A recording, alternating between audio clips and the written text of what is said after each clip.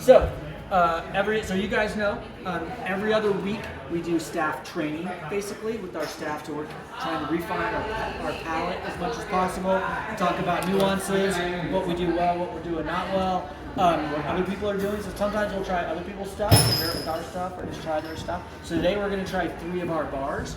We rotate every other week. So this week we're doing chocolate. Next week we're going to do something off our drink menu. So it might be espresso, might be pour over, might be whatever, it might be a cocktail, depending on what we want to do. So,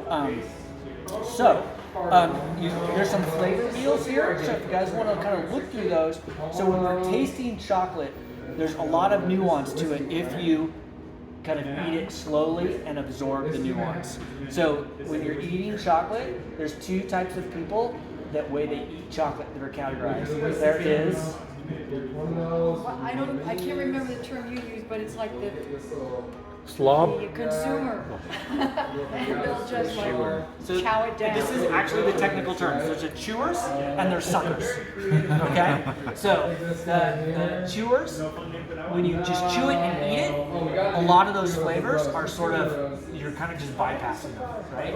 If you put the chocolate in your mouth and you bite it and you suck the flavor out of it, you're actually going to get a lot more out of it. So when you're buying really inexpensive chocolate and you or candy type of a thing and you just want something sweet, you just eat it, get that sweet, and it's good. That's great. But if you're going to pay $9 for a single origin bean to bar chocolate and you don't try to get everything out of it, that's great if that's what you want to do, but you might be wasting your money a little bit, right? So what we do here is, Erica, what do we do here as far as our chocolate bars? What are the 2 lines of bars that we do? We have the daily bars, which are all of the sort of cream colored bars, and then we have our highline bars, which are all the bean to bar chocolates. Okay. And what are the white cream boxes? That's just the box. It's dark chocolate, milk chocolate, all that stuff. What does that mean, our daily line? It's a wider range of chocolate, so we've got anything from a 34% milk chocolate up to a 71% dark chocolate, and then there's I forget the term for it, addeds into those, so almonds and maybe something like peppermint as well. Sure.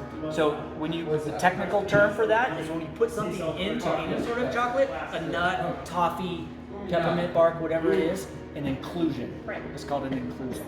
So our bean to bar chocolate here, our highline bars. So if you look at the main difference too, we do 2 things here. We do bean to bar chocolate, which means we make it from the bean 100%, get the cacao, we roast it at Zach's place right there, Desert Sun Coffee, we grind it, we make the chocolate 100% from scratch. Not that many people in the world actually do that. A couple hundred in the US basically do that.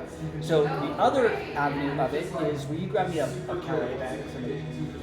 Is you buy chocolate from another manufacturer who's made the chocolate from the bean, and you buy it in something like this, chips, Calais, big blocks of chocolate, whatever it is, and then you melt it down and you make the products with it. That's what a chocolatier does. That's what most chocolate places that make their chocolate or do. They don't actually make the chocolate, they make the chocolate products.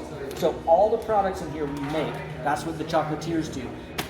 Making the chocolate from the bean, which is actually a fruit, that's what a chocolate maker does. We do both. And even in the chocolate world, that's pretty rare. Most people are either bean to bar people, and then they just kind of make the chocolate in bars and stuff, or they make confections and truffles and stuff like that from a couverture chocolate is the technical term. Couverture is a fancy word for good chocolate, right? So This is already edible, it's already conched and ready to go. it's conched, it's not tempered very well, because the idea is that it's going, and that's why it looks sort of chalky like that, is because the idea is it's going to get melted and tempered again. But you could totally eat it, no problem. We have so the bags that we have up there is our base chocolate, and that's what almost everything here is made from, if it's not in our highline line. So our highline bars, where everything that Erica said was